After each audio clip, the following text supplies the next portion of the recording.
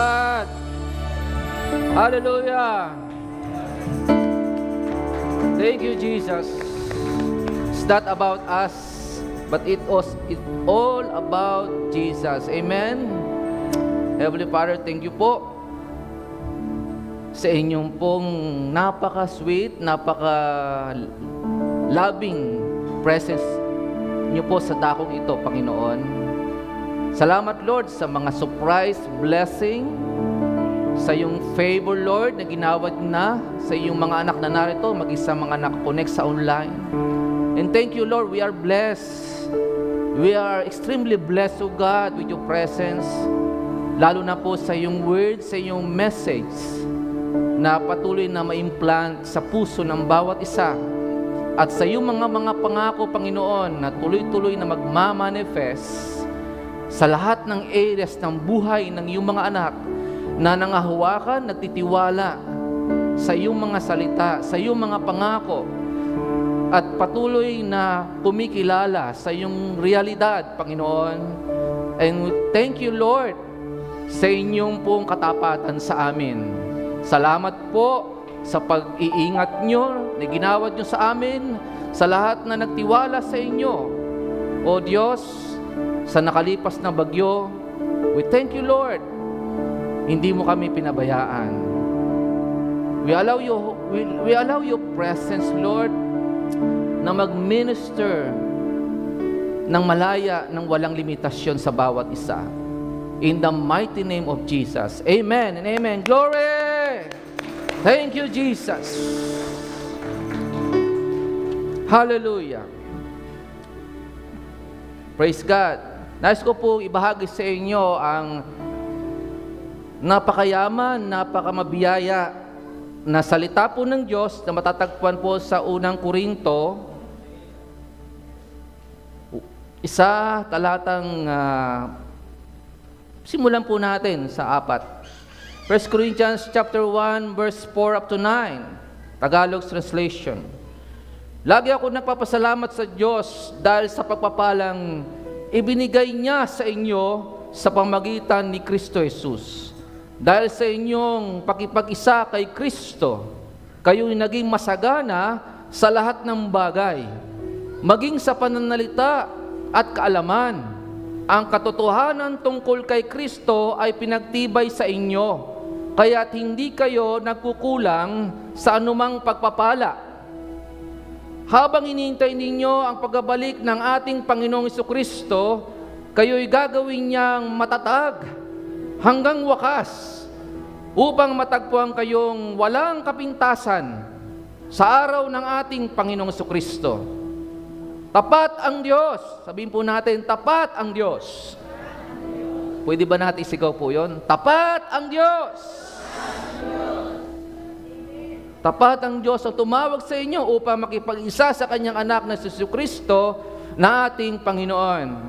God is faithful.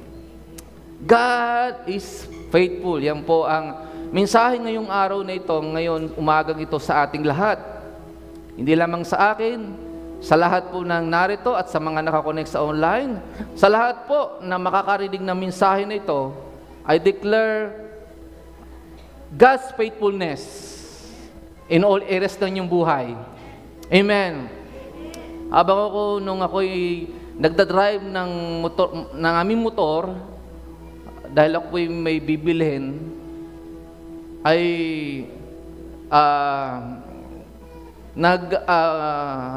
nangusap sa puso ko ang presensya ng Panginoon na ideklara ko ang katapatan ng Diyos. Amen. Ideklara ko ang katapatan ng Diyos sa buhay ko, sa ating lahat. It is a decision na huwag tayong mag-focus sa circumstances, sa mga bad situations na nangyayari sa ating paligid. Sa political crisis na naranasan ng ating bansa o sa anumang klaseng krisis. At hindi sa bagyong dumaan at bagamat nakalipas na po yung bagyo, marami pa rin binabagyo ang puso't isipan. Hindi pa rin natatapos ang bagyo sa alang puso't isipan. Ngunit mas real at mas powerful ang salita ng Diyos na nagsasabing, ang Diyos ay tapat. At hindi mababago yon. Ang Diyos ay tapat sa lahat ng panahon, sa anumang sitwasyon. God is faithful. God is faithful. Napaka-powerful declaration ng salita ng Diyos na ating nabasa ngayong umaga. Hallelujah. When we say God is faithful from the Word of God, mula sa Hebrew word, literal na salita na kung saan ay tunay nga pong mula sa literal na salita ng Diyos, na Hebrew word ay El-emunah. El-emunah. From the book of Deuteronomy 7, verse 9. Ganito po sinasabi, kaya't pakatandaan ninyo, si Yahweh na iyong Diyos ay Diyos, siya ay Diyos na hindi marunong sumira sa pangako. Tapat siya sa lahat ng umiibig sa Kanya. Sino mga umiibig po sa ating Panginoon Diyos? Sabi po ng salita ng Panginoon, tapat siya sa lahat ng mga umiibig sa Kanya at sumusunod sa Kanyang mga tuntunin. Ipinadarama niya ang Kanyang pagmamahal.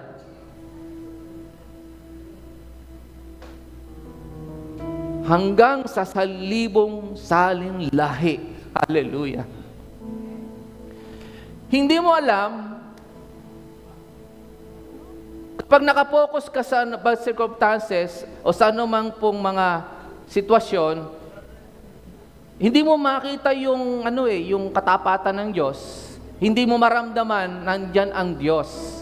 Pero kapag lagi mo pong pinagtitiwalaan sa buhay mo yung Diyos na sabi tapat at umiibig sa iyo, hindi kailanman nagbabago, mas makikita mo yung kanyang realidad, yung kanyang kalikasan ng pagiging maibigin sa iyo, pagiging tapat niya sa iyo, amen, at yung kanyang mga pangako na laging magpagtitiwalaan sa lahat ng panahon at sa lahat ng anumang sitwasyon. Sa nabasa po natin na Word of God dito sa Deuteronomy 7 verse 9, it is a powerful declaration and wonderful truth. Ito po ay kahangahangang katotohanan patungkol sa ganap na katapatan ng ating Diyos. Amen po ba? At ito po ay ating na-experience every day. Amen? Dahil ang ating Diyos ay very expressive sa Kanyang pag-ibig sa atin. Naniniwala po kayo doon? Ang Diyos nagpapadama lagi ng pag-ibig sa atin.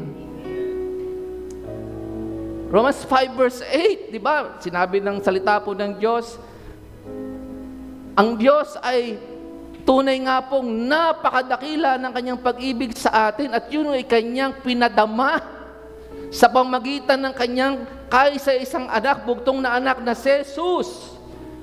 Si Jesus, ang ating Yeshua, ating Messiah na namatay sa krus ng Kalbaryo over 2,000 years ago.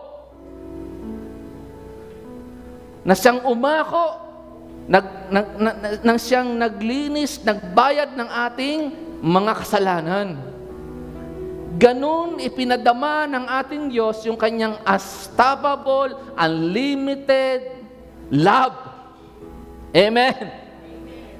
So, mula noon hanggang ngayon po, hindi po nagbabago po yun. Napaka-expressive, yaman po ng pag-ibig ng ating Diyos po sa atin. Amen po ba? So, when we say God's faithfulness, it means God is trustworthy. Mapagkakatiwalaan. Nagtitiwala ka ba sa ating Diyos? God is reliable, maasahan. Kung meron ka mahigit na maasahan sa buhay na ito, ay ang ating Diyos. Yung ating tunay at buhay na Diyos. Yung Diyos na lumalang ng buong universe, buong sangkalangitan, buong sangdaigdigan. Yung Diyos ng pag-ibig. Amen? Ang Diyos ay mapagkakatiwalaan, maaasahan sa lahat ng anumang sitwasyon at sa lahat ng panahon. And God is dependable. Amen? God is dependable. Also a dependable source. Maasang pagkukunan ng kalakasan kung ikaw ay nangihina. God is as a dependable source, maasahang source, pagkukunan ng kapayapaan ng puso't isipan, ng pag-asa. Amen? Kaya lagi kang may pag-asa. Hindi ka mawawala ng pag-asa kasi ang Diyos natin unlimited at unlimited din po yung hope, yung kapag-asa na kaya niyang isupply sa atin. Amen po ba? Kapag ikaw ay sinusuplayan ng pag-asa ng Diyos, punong-puno ka ng buhay. Amen! Hallelujah! Siya din ang source ng iyong kagalingan. Physical healing, also inner healing. Amen? Si Lord, pagka nagbigay ng kagalingan, buo, kompleto. At ang una niyang pinagagaling ay ang puso mong sugatan. Amen. Madalas, ito po ang nangihina yung puso natin. Nasusugatan, nasasaktan, nakakaranas ng discouragement, disappointment, pinanghihinaan kami sa ng loob. Minsan, hindi mo naman pinahalatayang sa ibang tao. Maging doon sa pinakamalapit mong kaibigan o mahal mo sa buhay, hindi ka nagpapalata na ikaw ay pinanghihinaan ka ng loob. Meron kang pinagdadaanang matindi. Pero nalalaman ng Diyos kung ano ang pinagdadaanan mo. Amen po ba? May mga times na umiiyak ka mag-isa. At hindi mo yung pinakikita sa iyong kapwa. Pero kita yan ng Diyos. Kung babasahin mo ang Isaiah chapter 38, naalala ko lang po si King Hezekias, nang siya po ay dumating doon sa matinding struggle, yung kanyang health, yung kanyang physical na, yung kanyang karamdaman, yung kanyang physical condition ay nagkaroon ng malubuhang karamdaman. Ang ginawa niya, siya po ay nanalangin at umiyak. At ang sabi ng Diyos kay Propeta Isaiah, bumalik ka kay Hezekiah, sabihin mong, narinig ko ang kanyang pagdaing, ang kanyang panalangin, at nakita ko ang kanyang pag-iyak, ang kanyang pagluha. Nakikita ng Diyos ang iyong pagluha, ang bawat paghibik, ang bawat patak ng luha mo ay nalalaman ng Diyos. Ang iyong panalangin na nagpapakita sa Diyos na sa Kanya ka lamang umaasa. Amen! Ang iyong panalangin na iyong pinaabot sa Diyos, inaalay mo sa Diyos everyday, pagpapakita na, Lord, ikaw lamang ang kailangan ko sa buhay na ito. Sa iyo lang ako lubos na nagtitiwala, Panginoon. At ikaw lamang ang aking maasahan sa buhay na ito, Panginoon. Higit na maasahan. Amen po ba? So hindi ka nag-iisa. Andyan ang ating Diyos. At ang dami mo nang kasama sa bahay, pero nakakaramdam ka na pili mo, nag-iisa ka pa rin. Parang walang nagpapakadama sa iyo ng malasakit. Amen. Ng pagpahalaga. Thank you. Pagmamahal. Amen. Pero andyan ang Diyos. Amen. Lagi po siyang maasahan para ipadama sa iyo yung kanyang pagmamahal, yung kanyang malasakit. Hallelujah. Sapagkat siya ay tapat sa kanyang mga pangako. Ito pong mensahe na ating narinig na ang tungkol sa katapatan ng Diyos, el-emuna is a relational word, As God relates faithfully with His people sa kanyang church. Sino yung church? Tayo. Amen? Ang church, hindi po building. Hello? Ang church, hindi po relihiyon. Nakikinig ba kayo? Meron lang ako nakita, narinig po sa FB, merong isang bishop ng Aglipay, Catholic. Kanya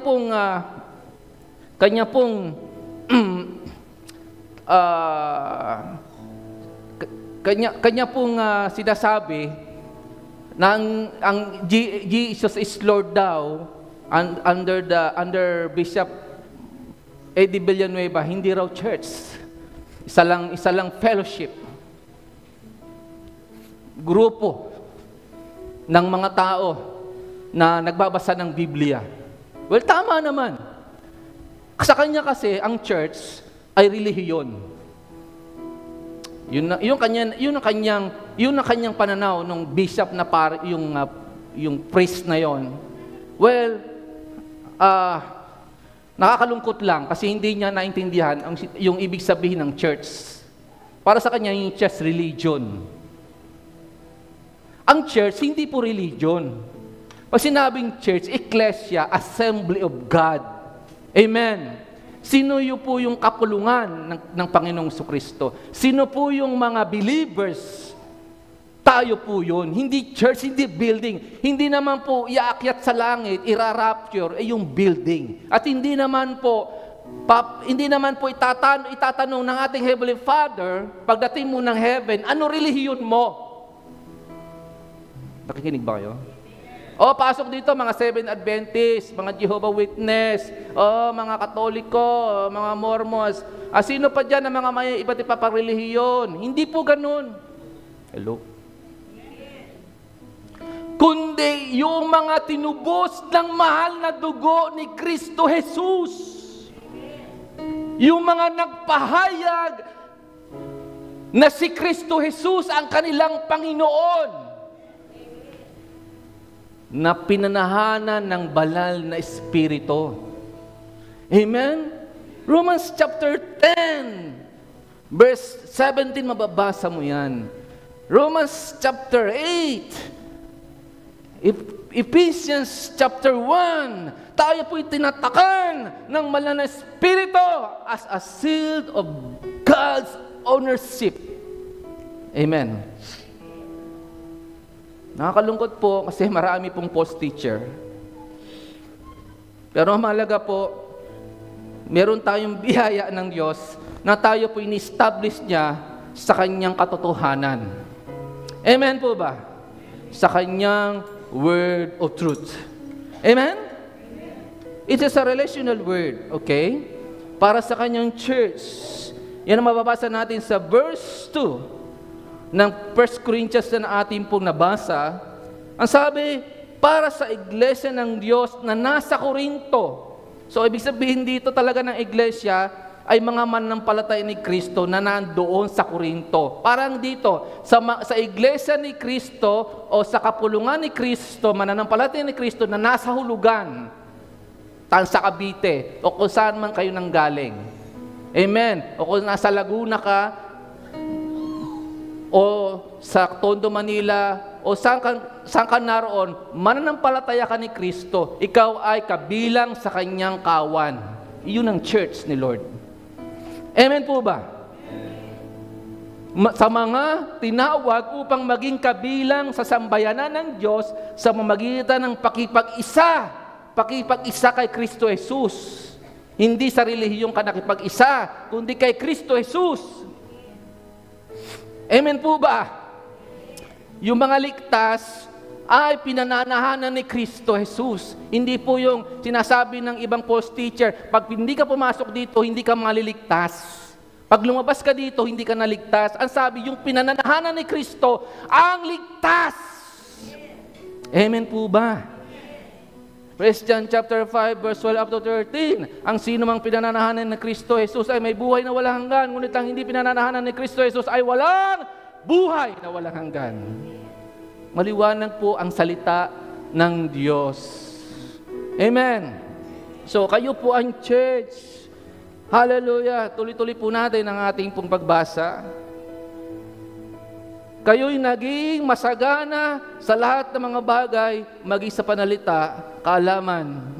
So, makita po natin, inihahayag ng salita ng Diyos yung kanyang katapatan sa atin na hindi nagbabago.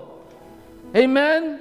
Na mula po doon sa source ng ating kaligtasan, ang Diyos ay nagpakita sa atin ng kanyang katapatan. Amen po ba? Hallelujah. To those who are sanctified in Christ Jesus, called to be saints. Called to be saints. Ang tunay na saints ay yung sinangtified. Sino yon? Yung church, yung mananampalataya ni Jesus. Yung po yung mga tunay na santo. Hello. Yung katabi mo, yan ang santo. Amen?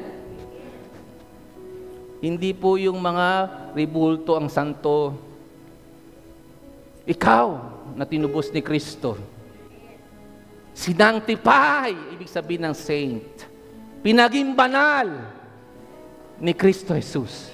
Naintindihan niyo po? Hindi pag may nakita kayo sa isang ribulto na nakatayo, halimbawa sa EDSA, yun yung santo ni ano. Hindi yun, ikaw ang saint. Yan ang sabi ng Bible. Saan ang galing yung saint na sinasabi ng saint, si ganito, si ganyan, sa mga post-teacher? Hello? Glory to God. And He will establish you, sabi sa verse 9, and keep you steadfast. Ikaw ay kanyang patatatagin. So, hindi ka lamang tinawag, hindi ka lamang pinaging banal, ikaw po ay kanyang patatatagin. Sino po nagpapatatag sa atin? Ang ating Panginoong Hesus. And He will give you strength. Amen. And guarantee your vindication so that you will be blameless on the day of our Lord Jesus Christ. So, ginarantiyahan na ng Panginoon ang pagiging o ang pagpapawalang sala niya sa iyo. Ikaw ay pinawalang sala ka na ng Panginoon. Amen? In Romans 5, verse 1, ganito po masasabi, ang sinasabi ng salita ng Diyos. Sapagkat napawalang sana na tayo sa pamagitan ng ating pananampalataya. Sa napawalang sala tayo sa pamagitan ng ating pananampalataya, hindi sa pamagitan ng ating mga gawa. Amen? Hindi sa pamagitan ng iyong pagiging reliyoso, kundi dahil sa ating pananampalataya sa ating Panginoong Hesus, tayo po ay napawalang sala. Meron na tayong mapayapang ugnayan sa Diyos o relasyon sa Diyos sa pamagitan ng ating Panginoong Jesucristo. Amen. Dahil sa iyong pananampalataya, nagkaroon ka ng tamang ugnayan at relasyon sa Diyos sa pamagitan ni Kristo Jesus na ating Panginoon. Hello? Tulala kayo. Hindi po ako galit. So, kailangan po ma-establish kayo sa Word, sa katotohanan ito para lalo po tayo maging matibay. Kasi yan po ang gusto ng Panginoon. Hanggang sa Kanyang pagbabalik, masumpungan tayong matatag, matibay, amen, blameless, karapat-dapat sa Kanyang muling pagbabalik. Kaya ngayon pa lamang, inihahanda ka na ng Panginoon. Ini-establish ka sa Kanyang Word. Sinasanctify tayo ni Lord. Amen. Amen. At iyong pagtiwalaan ng salita ng Panginoon, ikaw ay vindicated na. Amen. Pinawalang sala ka na. Kaya huwag kang matatakot. Huwag kang mag-aalinlangan. Lord, karapat-dapat ba ako sa pagbabalik mo? Karapat-dapat ka dahil tinubos ka niya. Dahil ikaw ay sa Kanya. Amen! Palapakan naman natin ang buhay natin, Diyos. Glory! Thank you, Jesus. Yan po ay napakahalaga po. Kasi sa marami pong simbahan, sa marami pong mga natatag na iba't ibang relihiyon at simbahan, sa pagbabalik ng Panginoon, ang mahalaga po dito, sino po yung irarapture ni Lord? Amen. Kaya sabi ng Bible, yung tinawag, tinubos, pinawalang sala, in-establish niya, upang sa kanyang muling pagbabalik, ikaw ay masumpungan, matagpuan, na karapat-dapat. Amen? Sa ating pong personal testimony, marami po tayong mga experiences sa ating pong buhay bilang mananampalataya ni Kristo. Kanya-kanya po tayong personal testimony po dyan. Amen po ba? Simula ng sinampalatayanan mo, pinagtiwalaan mo yung source ng iyong kaligtasan. At ang Diyos ay hindi kailanman nagkulang. Yung katapatan po ng ating Diyos ay tuloy po natin yung naranasan everyday. At sinasabi po ng Word of God, kahit sino ka pa, kahit ano pa edad mo, yung katapatan ng Diyos ay may experience mo. Amen? In all areas ng buhay mo, amen?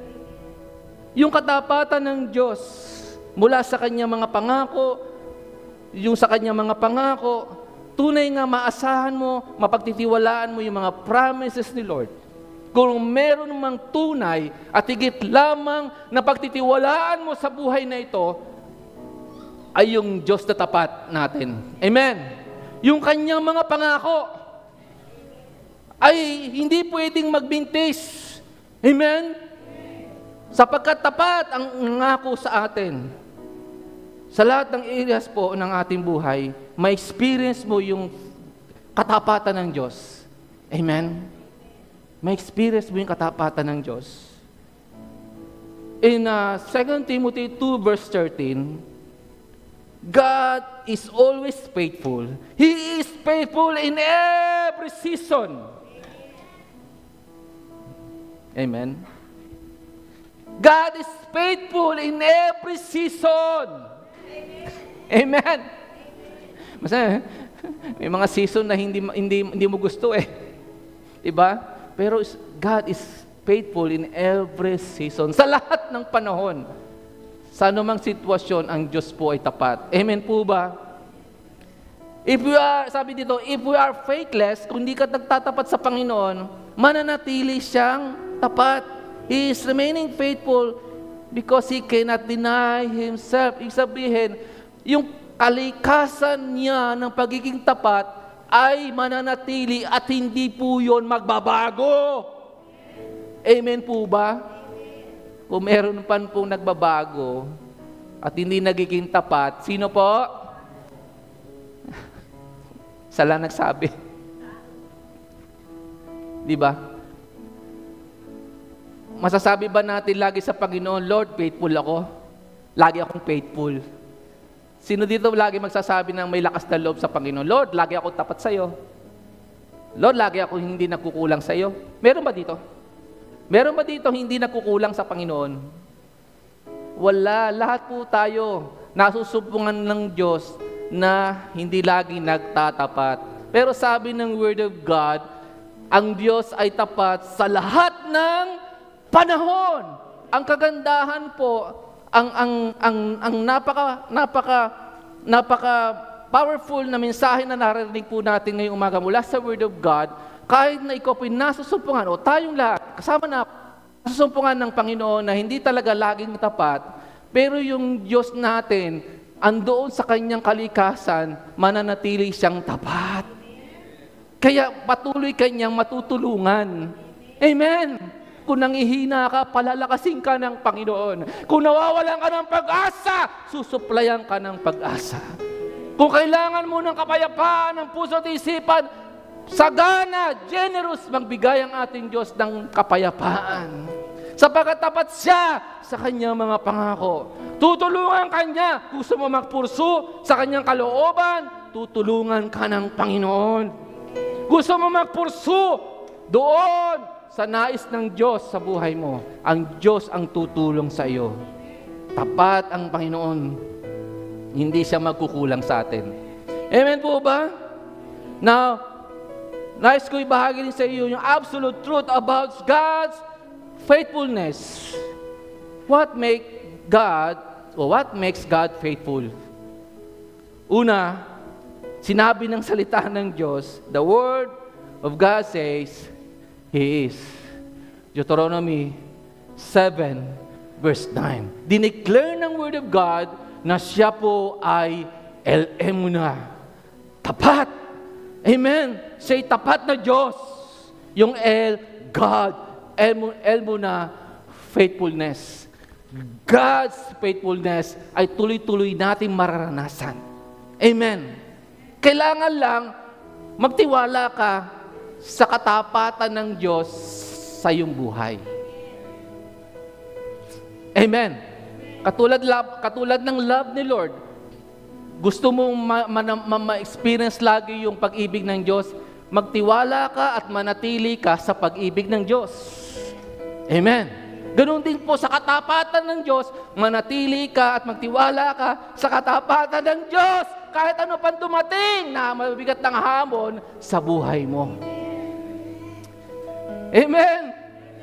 Glory to God. So the Word of God says, He is.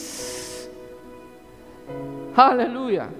He is faithful in every season. And secondly, He is unchanging. Unchanging or immutable. Amen. Hindi siya nagbabago. Praise God. Meron tayong Diyos na hindi kailanman nagbabago. Amen.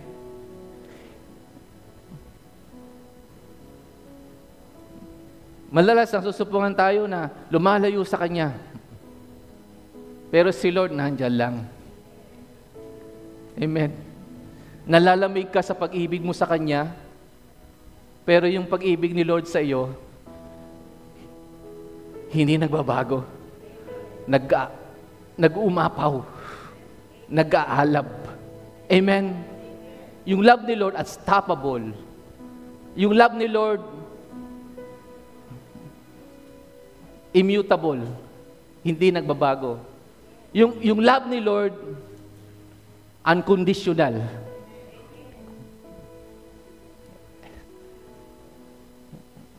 Yung totoong buhay nating Diyos ng pag-ibig, minahal ka ng walang kondisyon. Hindi sinabi ng salita ng Diyos o ng Diyos, ibigin lang kita pag mabuti kang tao. Ibigin lang kita kapag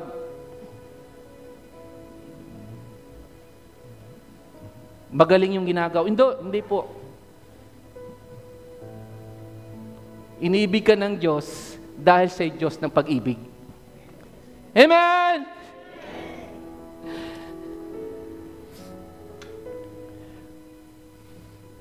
Kahit sino ka pa, labis kang mahal ng Diyos. Mula nang ikaw ay silang, hanggang sa kasulukuyang mong edad na yan, hanggang sa dulo ng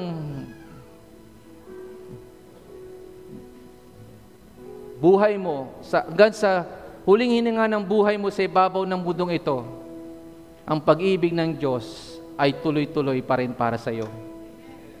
Amen po ba? Amen po ba? So, ano po ang ating maibabalik sa Diyos? Sa katapatan niya po sa atin, sa pag-ibig niya sa atin, sa kabutihan niya sa atin, sa kanyang pagiging generous sa atin. Ang sabi po ng salita ng Diyos sa Mark chapter 12, verse 29 up to 31, love the Lord with all your heart, with all your mind, with all your soul, with all your strength, and love your neighbor as yourself. Amen. Ang sabi, ibigin natin ng Diyos ng buong puso, buong lakas, buong isipan, buong kaluluwa. Hindi po sinabi ng Diyos, ibigay mo lang siya ng hindi buo. Gusto ni Lord, bigyan din natin siya ng buong buo. Amen! Kung magagawa po natin ibigin ng Diyos, hindi rin po mahirap ibigin yung hindi kaibig-ibig na ating kapwa. Nainis ka, sinisiraan ka, di ba? Minsan sa katrabaho mo, hindi mo alam, may mga tao na hindi natutuwa na umaangat ka, pinopromote ka, nag-excel ka sa trabaho mo, maski sa school, may mga nag-excel sa inyo na mga nag-estudyante, may mga nainggit sa iyo, sa business, may mga tao na nakasama ka o ibang tao na nakasama mo sa business na hindi gusto na mag-excel ka, umangat ka, magtagumpay ka, pero ang Diyos gusto kang magtagumpay. Amen! Ang Diyos gusto kang iangat. Gusto ka i-bless in all areas ng buhay mo. Amen. Huwag mong pasinihin yung mga taong hindi natutuwa. Sabi nga, love your enemy. Lord, ang hirap naman, ibigin yung kaaway. Kung sa sarili mo lamang pong kakayahan, hindi po ninyo magagawa. Kailangan po talaga ang banal na Espiritu, yung Diyos ng pag-ibig, maghahari sa ating puso, upang atin pong mapakitunguhan ng mga tao gaya ng pakikitungo ng Diyos sa atin. Amen. Matingnan mo ang iyong kapwa gaya ng pagtingin ng Diyos sa atin. Amen. Na sa halip na kamuhian mo sila, ipapanalangin mo pa. Amen. Amen. Ipagpe-pray mo sila, Lord, kahabagan mo siya sapagkat hindi niya nalalaman ang kanyang mga ginagawa. Amen po ba? So, God is faithful. And the absolute of God's faithfulness, another absolute of God's faithfulness po ay, God is unchanging, hindi po nagbabago. According to Malachi 3 verse 6, For I am the Lord, I do not change. Ang Diyos mismo nagsabi, kung ipipersonalize po natin, ako na yung Diyos, sabi ng ating kataas-taasang Diyos na banat makapagresa sa lahat, ay hindi nagbabago. Amen? Hebrews 13 verse 8 is a New Testament. The God of the Bible is always the same yesterday and today and forevermore.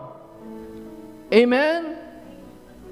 Jesus Christ is the same yesterday and today and forevermore. And lastly, He is ever true to His promises. Amen? Ang Diyos ay lagi pong maasahan sa Kanyang mga pangako. Hebrews 10 verse 23, Let us hold fast the confession of our hope without wavering, for He who promised is faithful. Amen?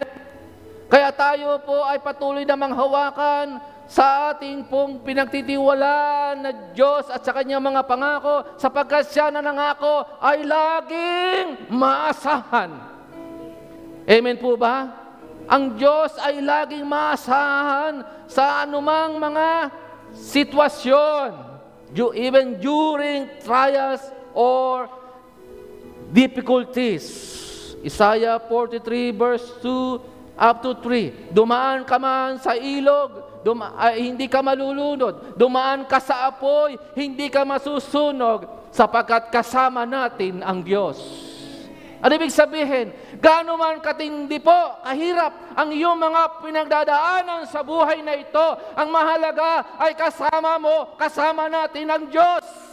Hanggang sa pagharap mo doon sa matinding pagsubok, sasamahan tayo ng Diyos. Sasamahan ka, sasamahan ng family mo, hanggang makalagpas ka. Meron kang breakthrough. Amen? Pag sinabing breakthrough, pambihirang tagumpay sa Tagalog. Amen? Glory to God. 1 Corinthians 10 verse 13. Wala pang pagsubok na dumating sa inyo na hindi naranasan ng ibang tao. Kaya wag mo sabihin na ikaw lang ang may pagsubok na ganyan.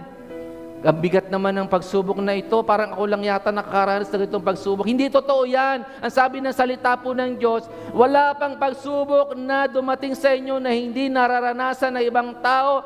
Tapat ang Diyos. God is faithful at hindi niya ipahintulot na kayo'y subukin ng higit sa inyong makakaya. Amen? Dumating sa point na nagtatanong ka sa Diyos, di ba? Lord, ang hirap naman, bakit ganito nangyari? Lalo kung nawalan ka ng mahal sa buhay, di ba? Nagtatanong ka sa Panginoon, bakit Lord?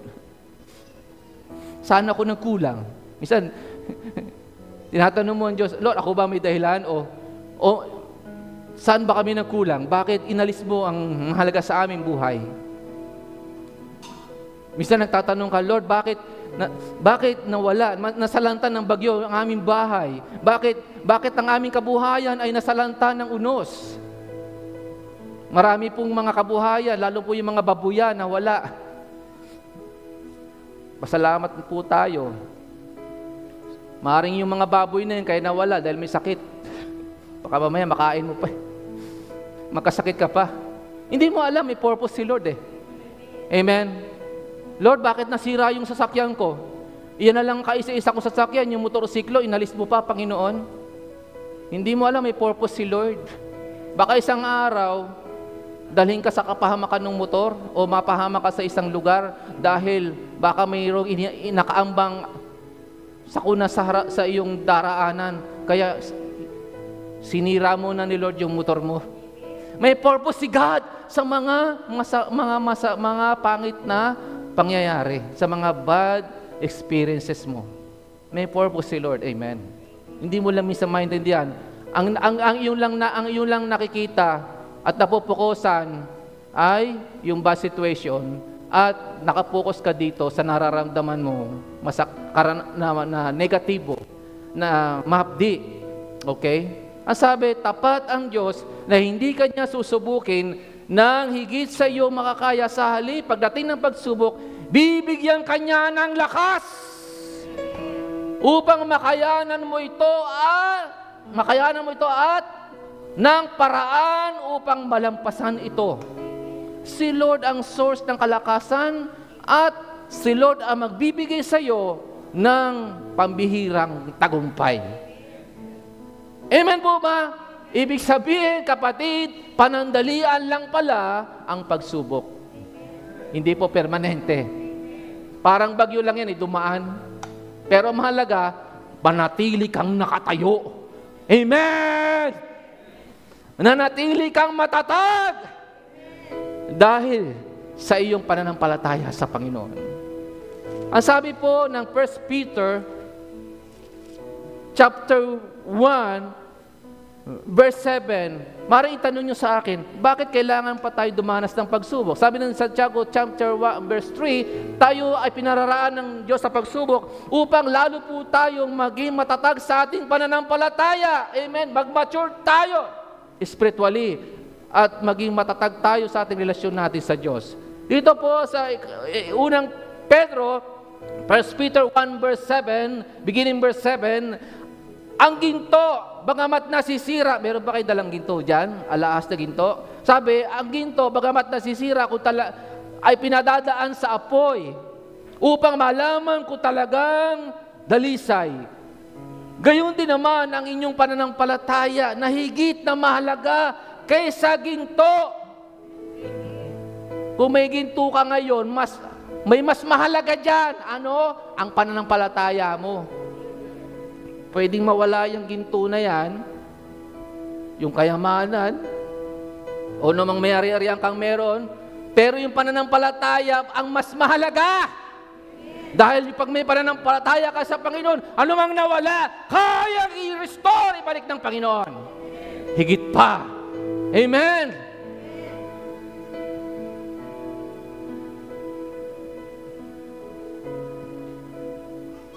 Ang ginto po ay dinadaan sa apoy upang subukin, upang malaman kung talagang tapat. Gayon din naman ang inyong pananampalataya. Verse 8, hindi nyo siya nakita, si Jesus, ngunit siya inibig na ninyo. Hindi pa rin nyo siya nakikita hanggang ngayon, ngunit sumasampalataya kayo sa Kanya. Dahil dito'y nag-uumapaw na ang inyong puso, ang kagalakan di kayang may larawan sa salita sapagkat tinanggap ninyo ang bunga ng inyong pananampalataya. Ano po yun? Ang kaligtasan ng inyong buhay. Yung source ng kaligtasan ba nakita na po natin ng personal? Hindi po. Pero dahil sa iyong pananampalataya mula sa Word of God, naranasan mo yung reality ni Jesus sa buhay mo. Amen. Yung kagalakan, the joy of salvation, nandyan. Amen. The joy of salvation. Amen. Yung talagang ramdam mo yung assurance na, Lord, ako ay ligtas, ako ay sayo, ako ay pag-aari mo, Panginoon. Hindi ako lalayo sa iyo. At kung sakali man, Panginoon, dumating doon sa point na parang nalalayo na ako sa iyo, Lord, tulungan niyo po akong bumalik kagad sa iyo. Amen? Laging nandyan lang si Lord, naghihintay sa iyo. Tapat ang ating Diyos. Amen po ba? So God is faithful even during trials or difficulties. God is faithful for your breakthroughs. Psalm 43 verse 5 from the Passion Translation. Then I will say to my soul, don't be discouraged, don't be disturbed, for I will fully expect my Savior, God, to break through for me. Huwag kang madidismaya, huwag kang manghina loob, sapagkat may inaasahan akong Diyos na magbibigay sa akin lagi ng pambihirang tagumpay.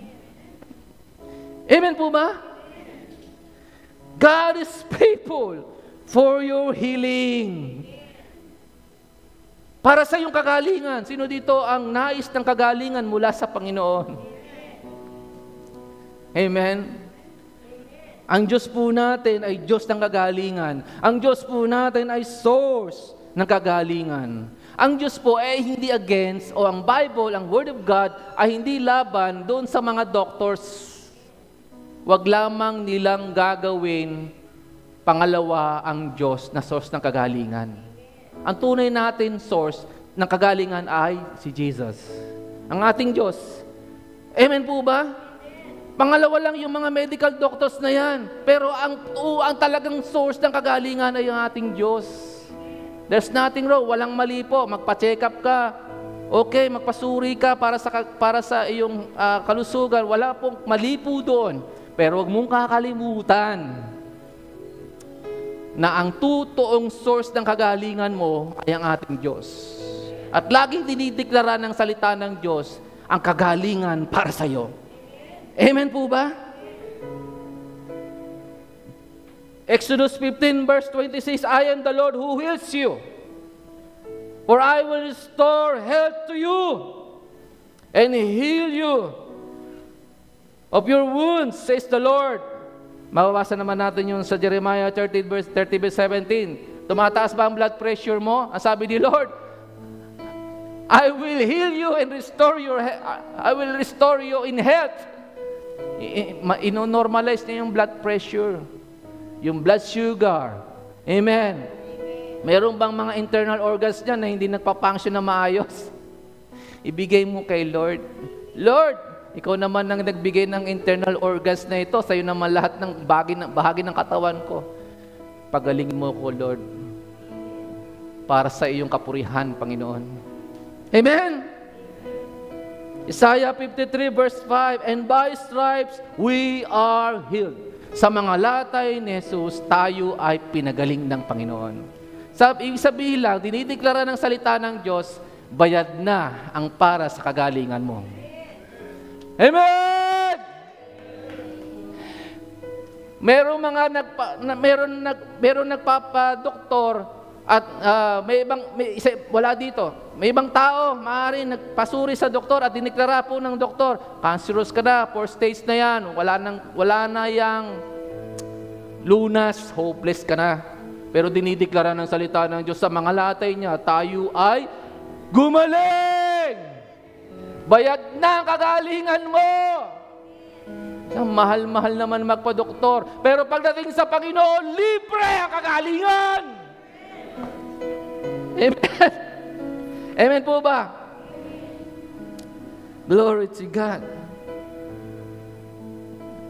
In Luke 5 verse 12 up to 13, naalala ko po yung isang lalaking ketongin na lumapit sa ating Panginoong Hesus. Ang sabi niya sa ating Panginoon, Lord, if you are willing, you can make me clean. Panginoon, kung nanaisin niyo po, mapapagaling niyo po ako.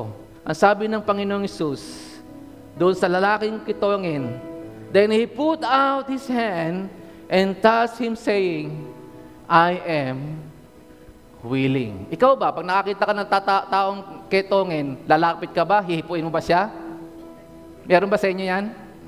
Mag-aalilangan ka, di ba? O baka mahawaan ka eh. Pero si Jesus iba. Pag kinilala mo siyang Diyos ng kagalingan mo, source ng kagalingan mo, hihipuin ka niya. At mag-release sa iyo ng immediate healing. Amen po ba? Complete, immediate healing mula sa source ng kagalingan natin, si Jesus. Amen po ba? And lastly, He is faithful for your financial freedom. Philippians 4 verse 19. Sino po dito ang nakumakarap sa matinding financial struggle? Marami ba kayong mga utang na kailangang bayaran hanggang ngayon, hindi pa nakabayad? Ang sabi ng salita ng Diyos ay, my God shall supply all your needs according to His riches and glory by Christ Jesus. Amen. Ibigay mo sa Panginoon, Lord, palayain niyo po ako sa kahirapang ito, sa utang, sa financial problem na ito na naranasan ko. Ang Diyos ay very generous. Amen. Hindi lang kagalingan ang kaya ibigay sa iyo, Lord, even financial breakthrough. Amen. Kaya ni Lord i-bless ang finances mo. Kaya ni Lord i-bless ang iyong mga resources, ang iyong trabaho, ang iyong business, ang iyong career. Amen. Kaya kang bigyan ng Panginoon ng financial freedom, financial breakthrough.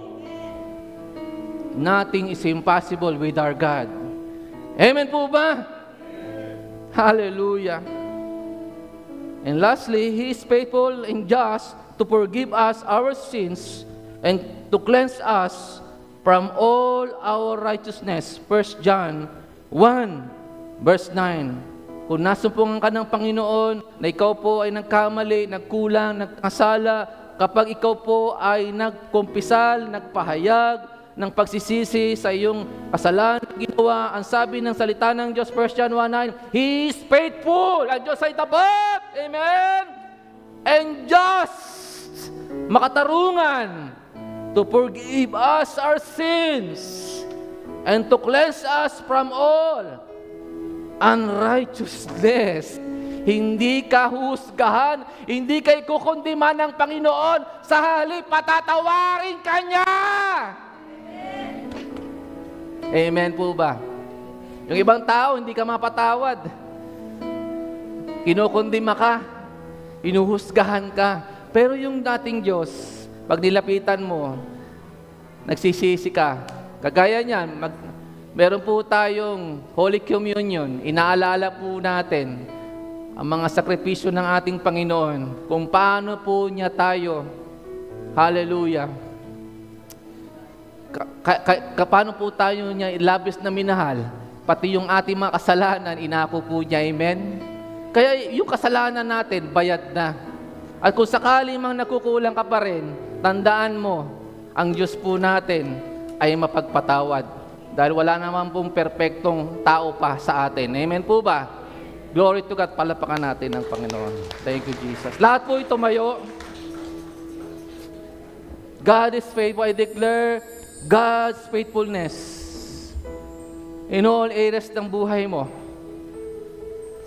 Sino ba sa inyo ang na-encourage, na-bless, napagpala na mensahe ng Panginoon ngayong umaga. Glory, glory to God. Kahit ako rin po, kahit ako, napagpala ako. Ni-remind ako ni Lord na message na ito. Dumadating din po sa point na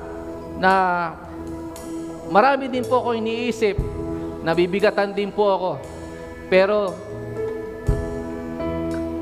pag ako yumuon at nanalangin, nag-worship na kay Lord, nire-remind niya ako. Sinasabi niya, ideklara mo ang aking katapatan sa buhay mo. God's faithfulness. I declare God's faithfulness. God's faithfulness in all areas ng buhay mo. I declare God's faithfulness for your healing, for your breakthrough, for your finances. God's faithfulness for your family. Amen. For your future. God's faithfulness. God's faithfulness. Sa lahat ng panahon, sa anumang sitwasyon, maranasan mo ang katapatan ng Diyos.